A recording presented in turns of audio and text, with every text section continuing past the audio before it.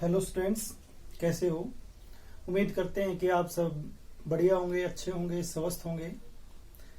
जैसा कि हमने पहले वाले लेक्चर में पढ़ा कि क्रिस्टलाइन और अमोर्फस सॉलिड्स में क्या क्या डिफरेंसेस हैं।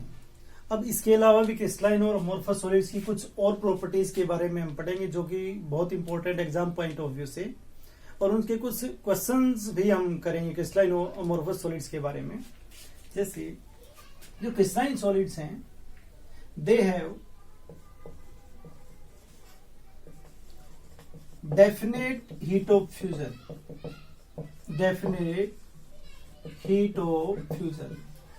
मतलब जब इनको सॉलिड से लिक्विड में मेल्ट करते हैं तो जो हीट की रिक्वायरमेंट होती है वो डेफिनेट होती है, फिक्स होती है। But in case of amorphous solid they have not definite heat of fusion, मतलब इनकी जो हीट ऑफ फ्यूजन है वो फिक्स नहीं होती। इसके बाद जो नेक्स्ट प्रॉपर्टी है, दे आर ट्रू सॉलिड, मतलब जो क्रिस्टलाइन सॉलिड हैं उनको ट्रू सॉलिड बोलते हैं। मतलब जितनी भी सॉलिड्स की प्रॉपर्टीज होती हैं वो सारी इनके अंदर होती हैं। But in case of amorphous solid they are known as pseudo solid. इनको हम सुपर कूल्ड लिक्विड भी बोलते हैं। सुपर कूल्ड लिक्विड मतलब इनके अंदर सारी की सारी, या हम कहें कि असली सॉलिड नहीं होते, ये नकली सॉलिड होते हैं, या इनके अंदर कुछ प्रॉपर्टीज लिक्विड वाली होती है। अब कौन सी प्रॉपर्टीज लिक्विड वाली होती हैं ये हमें कैसे पता चले? तो इनके हम कुछ क्वेश्चंस करते हैं जिनसे हमें ये पता चलेगा कि they are not true solids. For example एक क्वेश्चन आता है एग्जाम में, बहुत बार पूछा जाता है, why the window panes of old buildings are thicker at bottom, मतलब जो पुरानी बिल्डिंग्स की खिड़कियों के जो लगे शीशे होते हैं तो वो नीचे से मोटे क्यों मिलते हैं, लेकिन जब उनको लगाया गया था तो उस टाइम ऐसा नहीं था। उनकी जो थिकनेस थी ऊपर से लेकर के नीचे तक बिल्कुल एक जैसी थी। लेकिन कुछ सालों के बाद ऐसा क्या हुआ कि उनके जो बॉटम से वो नीचे से वो मोटे हो गए और ऊपर से उनकी जो थिकनेस है वो कम होगी। अब जैसे हम देखते हैं कि जैसे जैसे हम बहुत सारे मतलब सालों में दिन में टेम्परेचर ज्यादा हुआ, रात को फिर ठंडे हो जाते हैं, दिन में टेम्परेचर ज्यादा होता है, तो जो ग्लास है वो नीचे की तरफ फ्लो करके बॉटम की तरफ आ जाता है ड्यू टू द ग्रेविटी। इसका मतलब भी इसके अंदर फ्लो करने की जो प्रॉपर्टी होती है वो तो लिक्विड के अंदर होती है। इसका मतलब जो ग्लास है उसके अंदर सारी की सारी जो प्रॉपर्टीज हैं वो सॉलिड वाली नहीं है। इसका मतलब कुछ इसके अंदर लिक्विड वाली प्रॉपर्टीज भी हैं, और जिसकी वजह से हम इनको सुपर कूल्ड लिक्विड बोलते हैं। तो इसका आंसर आपको मिल गया होगा कि जो खिड़कियों के जो शीशे हैं पुरानी बिल्डिंग्स के वो नीचे से मोटे क्यों होते हैं, because after a long period of time when temperature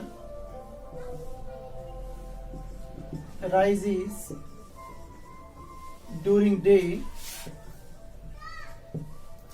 the glass flows down, तो जो ग्लास है वो नीचे की तरफ फ्लो करता है। So the glasses of old buildings are thicker at a bottom. इसका मतलब जो पुरानी बिल्डिंग्स के शीशे हैं वो नीचे से मोटे मिलते हैं, मतलब उनकी जो थिकनेस है वो नीचे से ज्यादा होती है, क्योंकि उनके अंदर फ्लो करने की प्रॉपर्टी होती है, और फ्लो करने की जो प्रॉपर्टी होती है वो लिक्विड के अंदर होती है। इसलिए इनको हम सुपर कोल्ड लिक्विड भी बोलते हैं, सुपर कोल्ड लिक्विड भी कहते हैं। अब इसके बाद एक क्वेश्चन और आता है इसकी इन्हीं प्रॉपर्टी से रिलेटेड, इसी से मिलता जुलता क्वेश्चन है कि जो भी पुरानी जो शीशे हो जाते हैं वो धुंधले क्यों हो जाते हैं। वाई द नेक्स्ट जो क्वेश्चन है, why the glasses of old buildings looks milky after some years। मतलब कुछ सालों के बाद जो ग्लासेस हैं वो धुंधले क्यों हो जाते हैं। अगर हम देखें कि अभी हमने जैसे थोड़े पहले इससे पहले वाले क्वेश्चन में बताया था कि जब शीशे दिन में गर्म होते हैं रात को ठंडे होते हैं, है ना, अगर यही प्रोसेस कई सालों तक चलता रहे तो इस प्रोसेस का एक स्पेशल नेम भी है जिसको हम एनीलिंग बोलते हैं। एनीलिंग मतलब heating during the day and cooling during the night over a number of years। This process is known as annealing।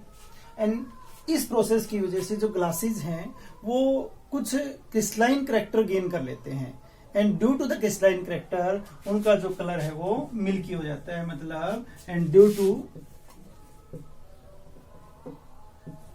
To this process, मतलब इस प्रोसेस की वजह से, इस कौन से प्रोसेस की वजह से, एनीलिंग की वजह से, द ग्लास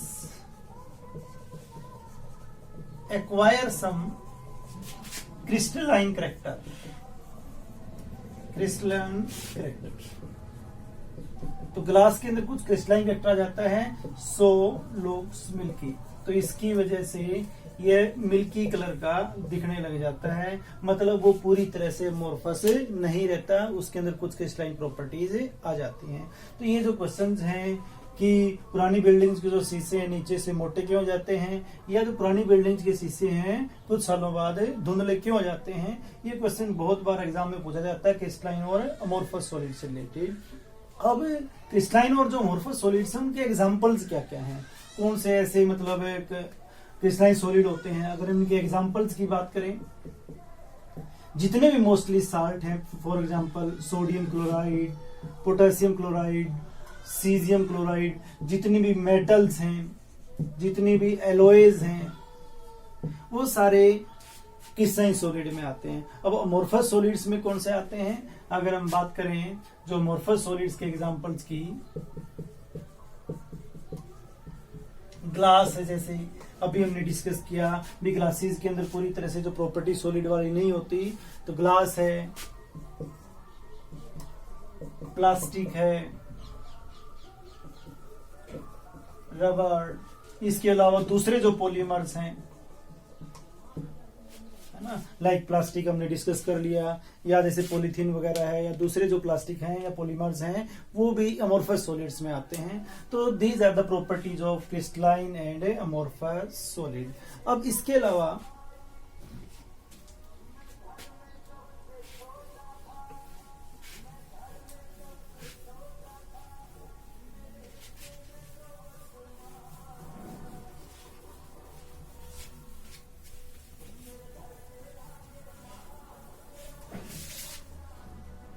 इसके बाद अगर हम आपसे एक एग्जांपल पूछें कि अगर आपको दिया जाए मेटल पाउडर, ये एक कंटेनर के अंदर मेटल पाउडर है, ये है मेटल पाउडर, तो बताइए कि ये क्रिस्टलाइन होगा या फिर अमोर्फस होगा। मतलब इसको क्रिस्टलाइन सॉलिड कहेंगे या अमोर्फस सॉलिड। अगर हम इसको जब देखते हैं मेटल पाउडर को, तो इनके जो पार्टिकल्स हमें ऐसे दिखते हैं जैसे इनकी जो अरेंजमेंट है वो इरेगुलरली अरेंज्ड होते हैं। तो हमें दिखने में तो अगर हम इकट्ठा देखते हैं तो ये दिखता है अमोर्फस की तरह। मतलब कलेक्टिवली हम ये कह सकते हैं, कलेक्टिवली दे लुक्स लाइक अमोर्फस सॉलिड। मतलब इकट्ठे जब देखते हैं तो ये अमोर्फस सॉलिड की तरह दिखते हैं। बट एवरी कंस्टिट्यूएंट पार्टिकल जो crystalline metal powder is of crystalline nature. मतलब इनका जो हर एक कंस्टिट्यूएंट पार्टिकल है, but every constituent particle of metal powder are of crystalline nature. मतलब इनका जो हर एक पार्टिकल है उनकी क्रिस्टलाइन नेचर होती है। मतलब अगर हम पूरा इकट्ठा देखते हैं तो वो अमोर्फस सॉलिड की तरह दिखते हैं, लेकिन उनका जो एवरी कंस्टिट्यूएंट पार्टिकल है उसके अंदर क्रिस्टलाइन नेचर होती है। तो ऐसे सॉलिड्स को हम एक स्पेशल नेम देते हैं जिसको हम बोलते हैं poly crystalline solid. Poly crystalline solid. तो पॉलीक्रिस्टलाइन सॉलिड क्या होते हैं? मतलब the solid which collectively looks like the amorphous solid, but the every constituent particles of the solid are of a crystalline nature। मतलब उनकी हर एक पार्टिकल की जो नेचर होती है वो क्रिस्टलाइन नेचर होती है। फॉर एग्जांपल जैसे हमने बड़ा मेटल पाउडर, तो जो मेटल पाउडर है एक पॉलीक्रिस्टलाइन सॉलिड की तरह बिहेव करता है। मतलब आपको इकट्ठा जब देखेंगे तो वो दिखेगा आपको अमोर्फस सॉलिड की तरह, लेकिन उनका हर एक जो पार्टिकल है उसकी नेचर क्या होती है? क्रिस्टलाइन नेचर होती है। तो इस टाइप के जो सॉलिड्स हैं इनको हम क्या बोलते हैं? Polycrystalline solid.